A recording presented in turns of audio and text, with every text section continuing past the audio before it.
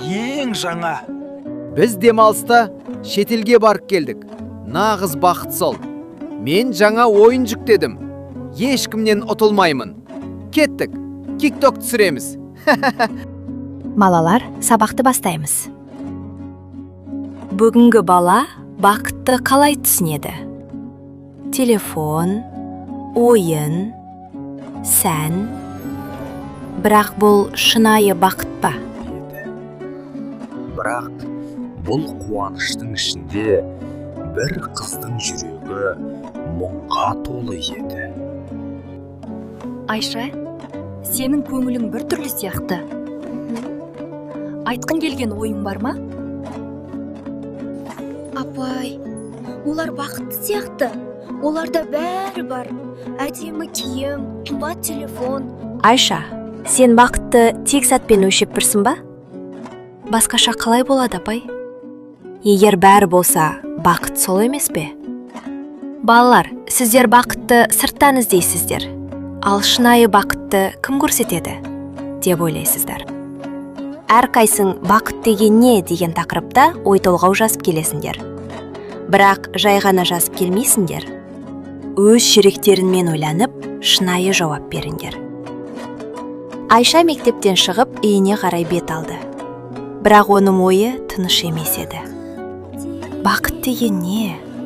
Неге бәрі өзін бақытты сезінеді? Ол осы сұрақтарды ойлап, жол бойы терең ойға шомып келеді. Ақырын ғана үйіне кірді. Үйінде әкесі кітап оқып отыр екен. Айша әкесіне барып: Әке, біз де шетелге барайықшы. Маған да жаңа телефон алып берші.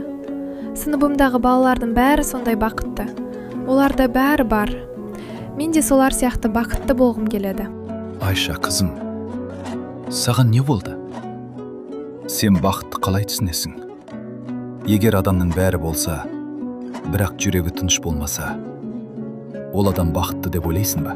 Айша, мен саған Абай атамыздың өлеңдерінен үзінді оқып берейін. Бақыт дегеніміз не екенін түсіну үшін Абайдың сөздерін тыңдайық. Өнерпаз болсаң арқалан, сен де бір кірпіш дүниеге, кетігін тапта бар қалан. Абай айтып отыр, бақыттың бастауы өз орныңды тауып еңбектену. Адам өз ісінен рахат тапса, нағыз бақыт сол. Келесі өлеңде Абай бақытты білім мен ақылда іздеуді айтады. Ол былай дейді: ғылым таппай мақтанба, орын таппай мақтанба. Білімді адам тек жақсы мен жаманды ажырата алады. Абай бақытты надандықтан емес, білім мен ақылдан көреді. Яғни бақыт еңбек ету, өз орныңды табу екен ғой. Егер мен өзімнің еңбегімнен қуаныш тапсам, сол да бақыт болады. Демек, бақыт тек білімде жатыр. Егер мен білім алсам, мен дұрыс таңдау жасай аламын. Сол кезде мен шынайы бақытты боламын ғой. Ал енді Айша, бақыт бұл тек ақыл емес, жүректің тазалығы мен қайратта да жатыр. Абай былай дейді: ақыл, қайрат, жүректі бірдей ұста, сонда толық боласың, елден бөлек. Бұл жерде Абай бақытты адамның толық адам болуы керек екенін айтады.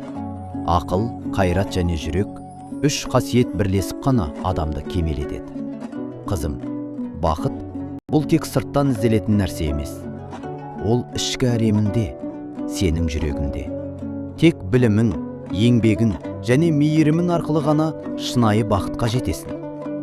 Әке, рахмет сізге. Мен бәрін түсіндім. Бақыт затта емес екен. Мен бақытты екенмін. Себебі менің жанымда сіз барсыз. Ертең мектепке барып, апайыма да, сыныптастарыма да бақыттың не екенін айтып беремін. Келесі күні Айша мектепте өзгеріп келді. Сабақта мұғалім бақыт деген не деп сұрады. Балалар, бұрынғыдай бақытты ақша, телефон, сәнді өмірмен байланыстырды. Ал Айша бұл жолы өз ойын сенімді жеткізді. Ол бақыттың затта емес екенін айтты. Бақыт еңбек етуде, білім алуда, жүректің тазалығында екенін түсінді. Ең бастысы, бақыт сені түсінетін жандардың жанында болу. Мұғалім Айшаның жауабын тыңдап терең ойға қалды. Бұл жай ғана жауап емес еді. Бұл жүрекпен түсінген баланың сөзі еді. Ұлы Абай айтқандай, ақыл, қайрат жүректі бірдей ұста, сонда толық боласың елден бөлек. Шынайы бақыт адамның ішкі жан дүниесінде. Жүрек пен ақыл үйлесім тапқанда ғана адам нағыз бақытты болады.